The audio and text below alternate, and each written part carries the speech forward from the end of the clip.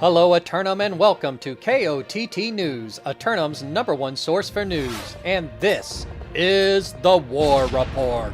Dynamic change in the history of Eternum last night as the Outcasts returned to Ebonscale and cast out those whom cast them out before. The payout line was long for this victory as team leaders wanted the army highly motivated during combat. KOTT spoke with Covenant leadership about their outcome and their next moves. Congratulations on your victory here in Ebonscale, executing your right to rematch to perfection, reclaiming the bamboo forest preserves. In the name of Panda, I'm sure. Would you care to take us through how you were able to get into the fort so quickly?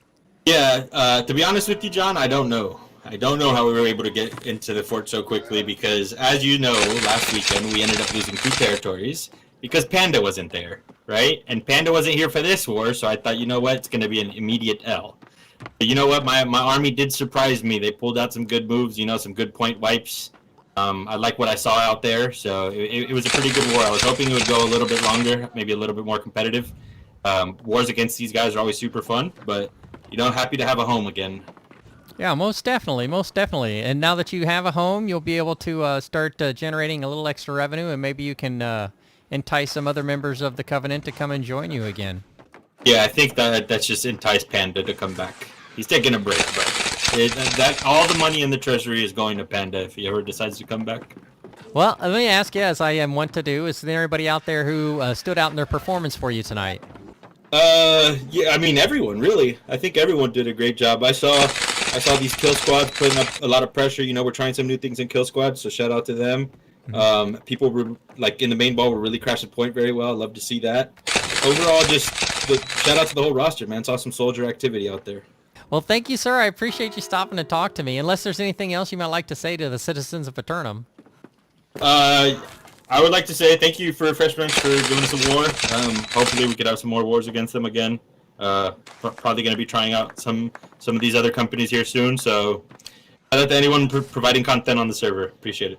Changing gears to discuss yesterday's fishing expedition live stream, unusual technical difficulties prevented execution, but we will try again later as we improve KOTT Studios' broadcast capabilities. A not-so-unusual monsoon in the proximity of KOTT Studios' actual interrupted transmissions entirely last night, just as an invasion was about to begin. I was a little panicked because KOTT-1 UPS failed to maintain, but the invasion response squad leaders kept a cool head and handled things in natural order. Looking at the weather for today, and once more, the sun will rise and shine at the crack of dawn and carry on until sunset as it does. But citizens should be alert after nightfall when the corruption invasion forces come out across 20% of the island. 2 roster submissions for Simulated Fantasy Combat Resolution tonight, brought to you by LARPco. Remember, if it isn't LARPco, it's cardboard. With special thanks to the Craft Services crew.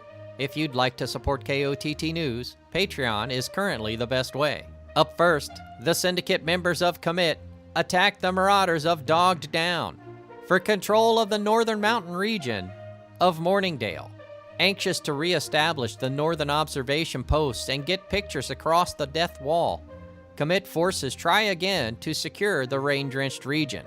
But dogged down forces settle in to repel their assault as they did before, confident in their ability to retain control over the citizenry. Then, the Syndicate members of JDB's Kitchen assault the Marauders of Gorilla Town for crowning kingdom of the Western Monarch's Bluff. An unusual move by the members of JDB, stretching out beyond the central corridor, but perhaps sensing a worthy adversary, they advance west to displace the unruly Marauders. Standing ready to defend their hold on the southern peninsula, and with their backs against the bluff, they'll be able to focus entirely on the foe before them. Be sure to tune in for complete coverage and reactions from the citizens at 11. Until then, this has been War Correspondent JChalant, KOTT News.